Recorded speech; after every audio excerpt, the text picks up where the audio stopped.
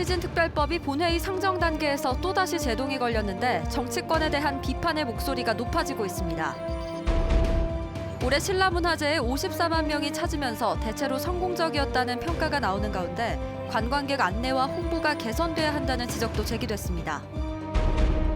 포스텍 연구진이 실시간으로 종량의 위치와 크기를 정확하게 파악할 수 있는 초음파 기술을 개발해 관심을 모으고 있습니다.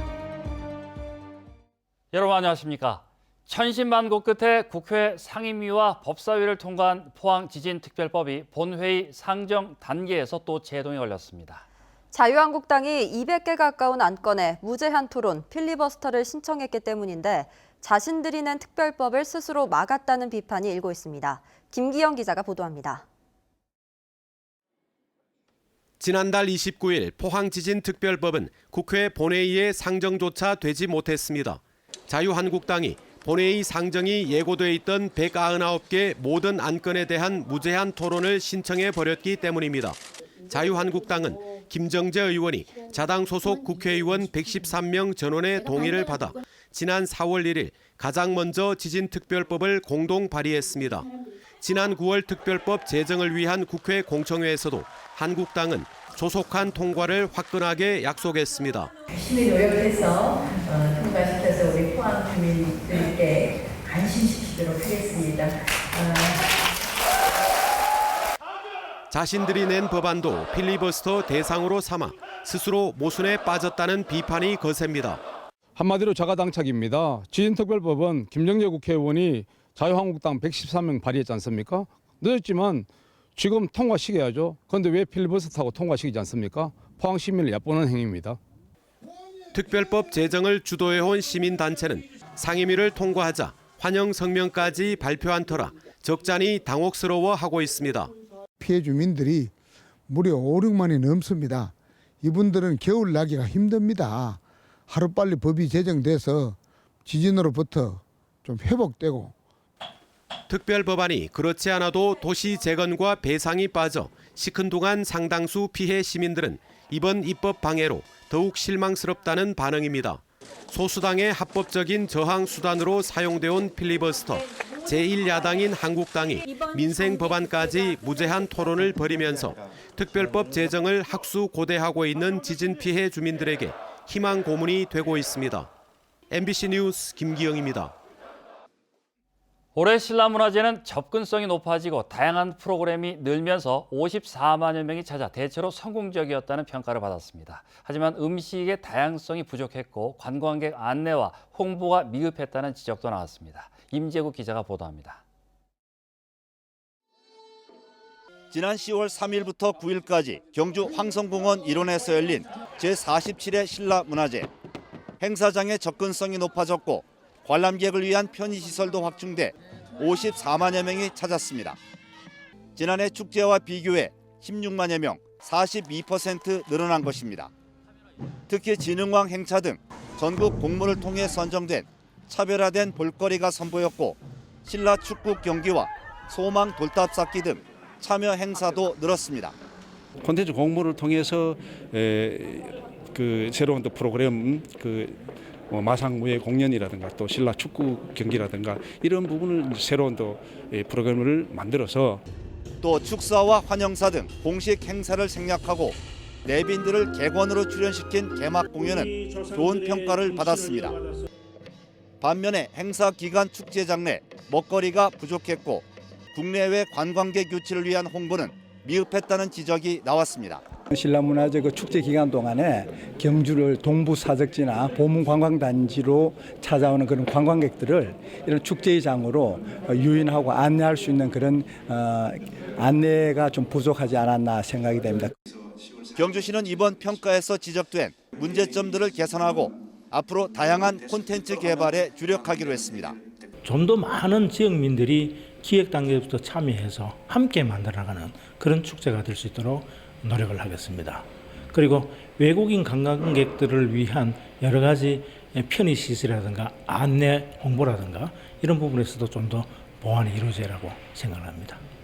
한편 경주시는 내년도 신라문화제를 글로벌 명품 축제로 육성하기 위해 주제가 선정되는 대로 전국 콘텐츠 공모에 들어갈 방침입니다.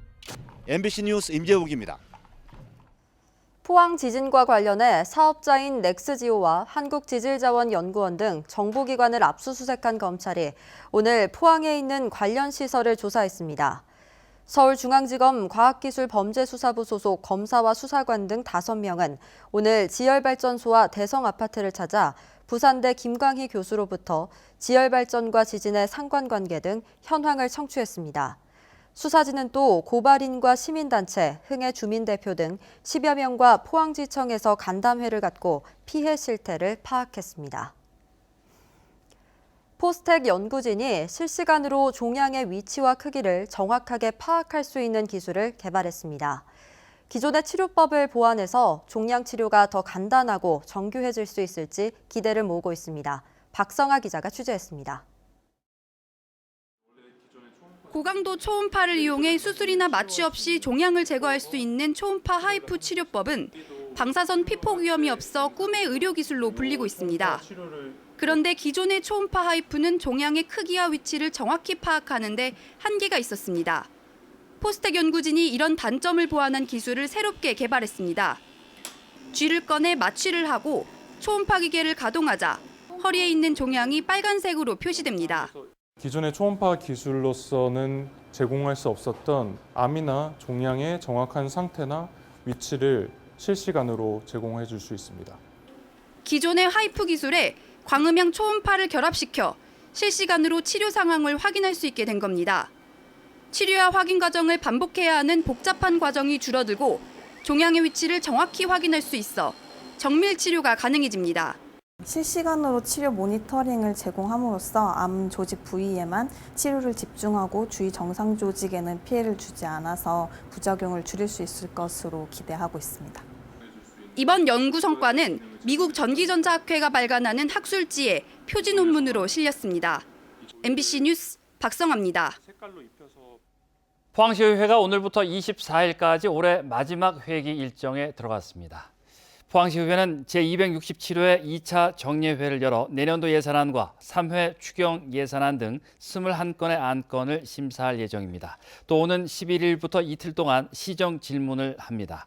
이강덕 시장은 개회식에 참석해 미래형 신산업 생태계 조성 등 내년도 시정 운영 방향을 담은 시정 연설을 했습니다.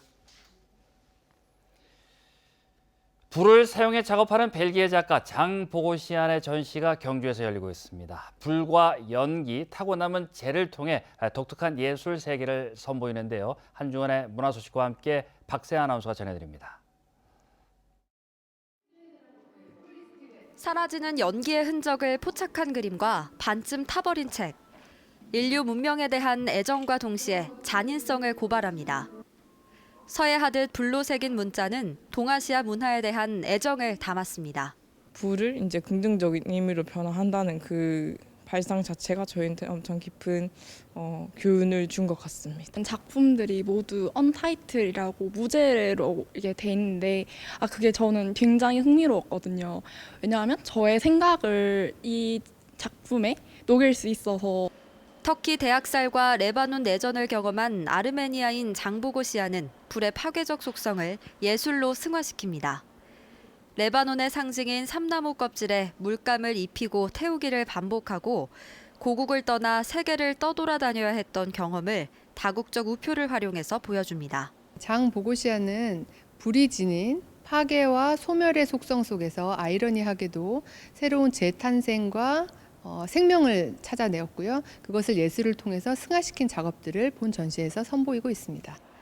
가업인 보석세공 일을 하며 익숙하게 다뤘던 불을 캔버스로 옮겨온 작가는 소멸과 에너지라는 불의 두 속성처럼 모든 것은 다르게 사용될 수 있다는 메시지를 건네고 있습니다.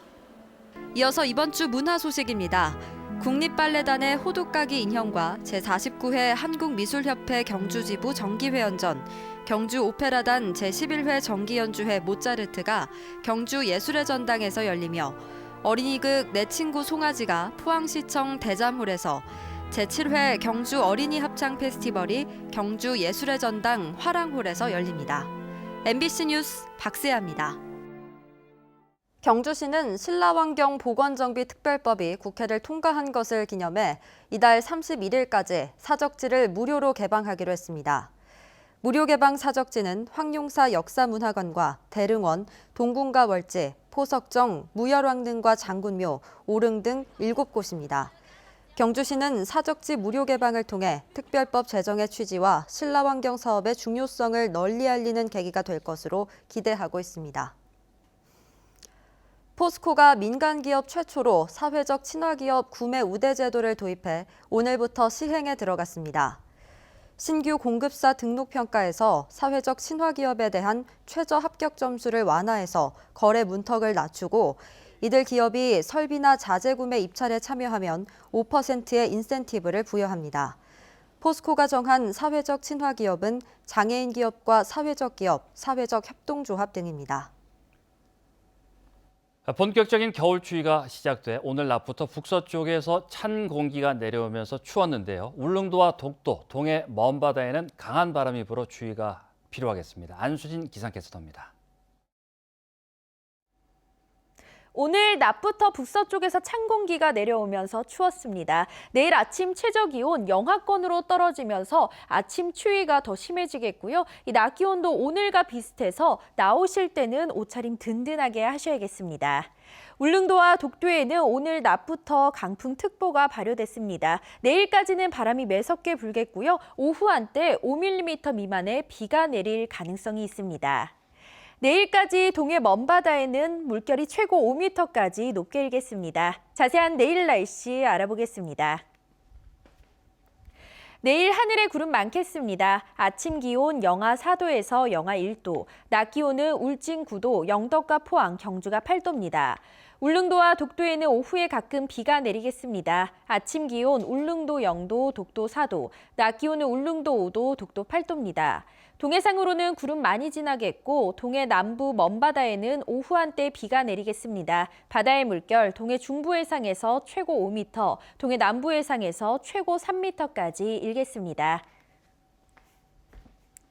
주 후반까지는 대체로 맑은 날이 많겠고요. 기온은 평년 수준의 추위를 보이겠습니다. 날씨였습니다. 경북의 11월 소비자 물가지수가 지난달보다 떨어졌습니다. 동북지방통계청에 따르면 경북의 11월 소비자 물가지수는 104.24로 0.5% 하락했고 지난해 같은 달과 비교해도 0.2% 내렸습니다. 경북은 상품 0.9%, 서비스 0.2%, 신선식품은 6.2% 등으로 모든 분야에서 하락했습니다. 경상북도는 총 23억 원 규모의 2020년 문화예술 분야 민간보조금 지원사업 참여단체를 공개 모집합니다. 지원 분야는 문학과 음악, 무용, 시각예술 등이고 오는 16일까지 국가문화예술 지원 시스템으로 신청하면 됩니다.